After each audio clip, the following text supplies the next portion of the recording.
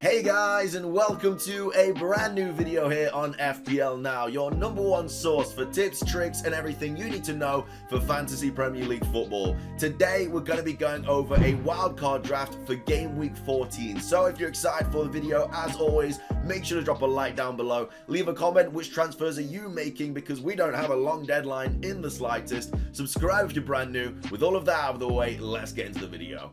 So, as I was saying, yes, the next deadline is on Tuesday. It is tomorrow. It's coming out as thick and fast now. So much content to make. I'm going to be doing my wildcard draft today, my team selection video later, and then my final thoughts tomorrow. I'm not going to have any time to do any transfer talks or anything like that, so I'm going to talk a little bit about that in these kind of videos and my final thoughts and all that good stuff. But we're going to be doing a wildcard draft today because I know a few people are playing it with the big turnaround of fixtures and stuff. A lot of players are going to get rested. A lot of players might be picking up injuries and stuff like that, so completely understandable. But this is the wildcard draft that I've gone with. It is a 4-4-2 formation. It is a little bit of a risky one because the subs bench doesn't look too good. One of the players will not be playing, but the other two will be. So if there is a lot of rotation, then you do have a couple of players to kind of hopefully bring those points up if the worst case scenario does happen. But anyway, in goal we have Foster and Ramsdale. Foster is injured at the moment. I think he's picked up a groin injury. He didn't play at the weekend, but he is still going to play when he's back. He's probably not going to play this weekend, but I mean, you're not going to play Foster over Ramsdale anyway. The only time that you would maybe play Foster over Ramsdale is if Foster had Liverpool or Chelsea or someone like that. Foster does have a tough fixture coming up though, United at home. It is the new United manager's first game. It is at home, like I said, so this will be a tough fixture. I feel like United are going to come out all guns blazing. The players will want to impress the manager. If you do have Ramsdale this week, I don't really think you should be expecting too many points, but you're bringing him in for the long term, and that's for Everton, Southampton, and then after that there's West Ham, then Leeds, Norwich, and Wolves. So the United fixture isn't great, but I mean, he's got some really nice fixtures coming up after that. You could go with other players like Gaeta or maybe a Sanchez if you really wanted to save a little bit more money. Sanchez, I think, has Brighton this week, and I can't remember who Gaeta has. I think it might be Leeds. It is Leeds because Rafinha has Crystal Palace, so it is Leeds this week. So yeah, not too bad fixtures for the other two keepers, but I think over the long run, Ramsdale does have the better fixtures. He is a little bit more pricey now at 4.9 mil. He's just constantly rising. A lot of people are bringing him in, which is completely understandable. So yeah, I wouldn't really say even fits in with like the 4.5 mil keepers anymore because he's basically 5 mil. He will be 5 mil soon. So yeah, anyway, they are the two goalkeepers for this wildcard draft.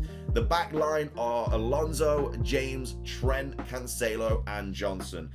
So James, there is a lot of speculation about him potentially being benched for this Watford game and Azpilicueta playing instead. I brought James in this week. It's probably going to happen. I do apologize to everyone. But yeah, James is probably going to get benched. I really hope he doesn't because Watford away is such a nice fixture. I think that they will kind of want to get 3 points on the board as well. And I think James is just such an attacking player. He scores goals. He gets assists. He's good at defending. He could easily just play Azpi maybe in a centre-back role if he wanted to rest someone like Thiago Silva. I can't see Thiago Silva playing. He's 37, but of course he could have Christensen who could come in or someone like that. But if he really wanted to, he could play Azpilicueta in that centre-back role because he can play there. Yeah, I don't think Thiago Silva will be playing after he just played the 90 minutes, but we'll have to wait and see. Fingers crossed that James does play. Alonso did come off on like the 70th minute, so his minutes being managed is a little bit of a worry, but I think that's mainly just because he's not back to match fitness yet. So I think Tuchel just kind of took him off as a precaution. So I don't think there's anything wrong with bringing Alonso in. Plus, you know, Alonso's definitely going to play as well because Chilwell's out for at least 6 weeks with that ACL injury. And Alonso's only 5.6 mil as well. So if you can't afford someone like James or Rudiger, I think Alonso is a decent player to bring in. He didn't look too good against United, but it was against United. And again, he's not really back up to match fitness. So I think over the next few fixtures, he will be much better. And Watford away, I mean, that is such a good fixture to target for an Alonso player. So yeah, I think that Alonso is a really nice option. James, again, if he does get benched, you have the likes of Johnson coming in, who has started basically every single fixture over the last, like, how many even has he started? He started 1, 2, 3, 4, 5. He started 6 fixtures. He's been pushing Soufal to the bench. Soufal even came on and Johnson still stayed on the pitch. So he's looking more and more nailed. He is only 4 mil. And they've got some nice fixtures coming up as well after the Chelsea game. They've got Burnley, Arsenal, Norwich, Southampton, Watford, Crystal Palace and Leeds. So if there is a lot of rotation, Johnson playing will be very, very nice to kind of back you up. And then the other defenders are Trent and Cancelo. Cancelo's gone up to 6.7. I think James has gone up to 6.3 now as well. And Trent's like 7.9. Honestly, defenders this year, so expensive.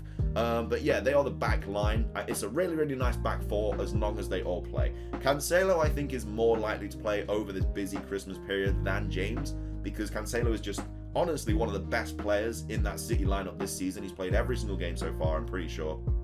He's getting attacking returns like it's going out of fashion. Was really unlucky to not get the clean sheet, by the way, at the weekend. I was very happy because I'm not a Cancelo owner. I mean, the goal was really good from Lanzini in like the 94th minute. But yeah, Cancelo was on like 2 bonus.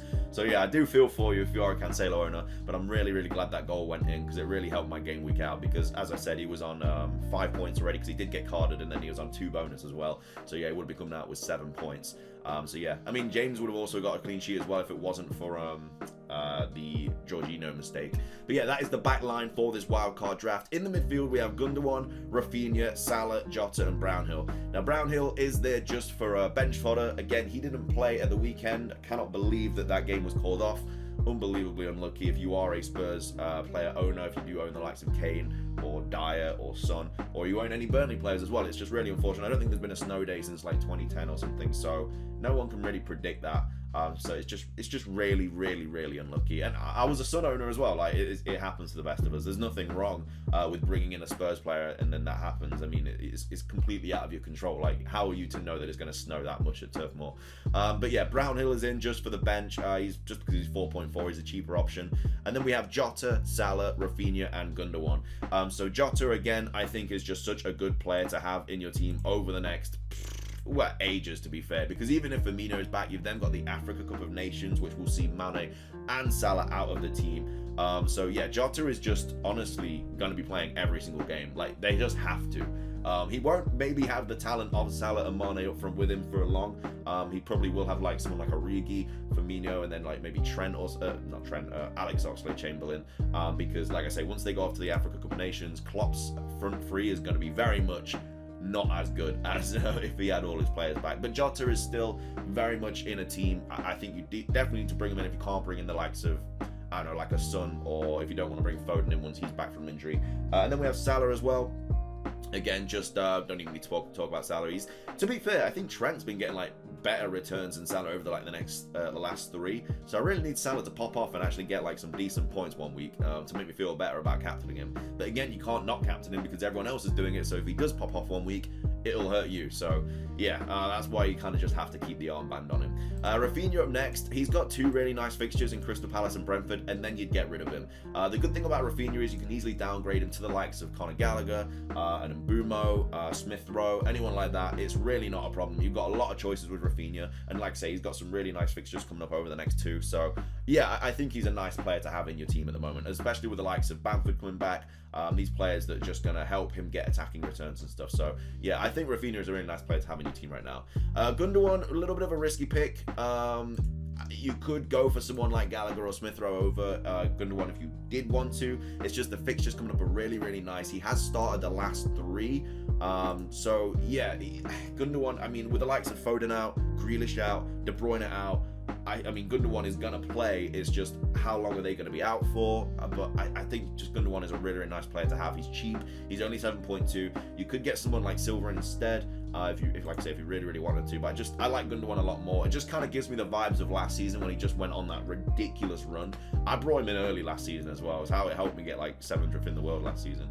I literally brought Gundogan in and he just popped off constantly. And that double game week as well, where he got like a hat trick or something, and then he was like injured the next game week, but he still got like 30 odd points. It was ridiculous. But yeah, that's Gundogan on the team. And then the front 3, well, the front 2 I should say, are Vardy and Antonio. And then Locadia, I don't know how to pronounce his name. He's obviously on the bench. It's a 4-4-2 formation. Like I say, we've got Antonio and Vardy. You've got 0.2 mil in the bank. If you did want to downgrade Vardy into somebody else, like, I don't know, Jesus or someone like that, you really could. Antonio in there just for the fixtures coming up. Like, he's only got really one bad fixture now, which is Chelsea, and then he's got Burnley, Arsenal, Norwich. So, like, you want him from game week 18 onwards, probably game week 16 onwards, to be fair, because he can easily score against Arsenal. So yeah, that's kind of the team coming up. We've got Vardy as well, who popped off at the weekend finally. If you held Vardy, you deserve those 12 points because he has been horrible to have for the past few weeks. So really, really nice that he returned there. But yeah, he's still got Southampton, Villa, Newcastle, Tottenham, and Everton. So he's got some really nice fixtures coming up. Again, you could downgrade Gundogan to the likes of a Mbeumo if you really wanted to, or someone, and then upgrade Vardy to Ronaldo. But Ronaldo didn't even start against Chelsea. Maybe that was just because it was Chelsea and Ronaldo doesn't exactly press that much, or whatever the reason was. But yeah, Ronaldo didn't start, which I guess could be a bit of a warning bell. You could also go to Kane. I mean, Kane is going to be rested now, ready for that. I think they've got Brentford next. Yeah, they do. They've got Brentford next, and they've got Norwich, both at home. So really, really nice features coming up for Kane. So honestly, you can mix and match this wildcard draft. But yeah, the thing about the Christmas period is you want a strong bench. This bench isn't that bad because you'll have Johnson and Brownhill coming in unless they get rotated. But I don't really think they will over the Christmas period. Maybe Johnson might miss one game. But yeah, I really, really like this team. On paper, it's a really good team. It just depends how much they get rotated. And, you know, the likes of James could be getting rotated. Vardy might be getting rotated as well. You know, he is 30-something now. So yeah, he might even get rotated. But I mean, if you're in game week 14 and you get a full 11 out, you've done well, because honestly, there's so much rotation. So yeah, you need a really, really strong bench. But yeah, that is the game week 14 wildcard draft. I'm only doing the one draft today because I've just got to work on other videos and stuff. Like I said, I need to get my team selection video out later tonight. Well, today, should I say. But yeah, I hope you enjoyed. If you did, drop a like down below, leave a comment, subscribe if you're brand new. We're coming up to 850 subscribers, which is bonkers. Thank you all so much. But yeah, have a fantastic rest of your day, and I will see you all in the next one. Peace.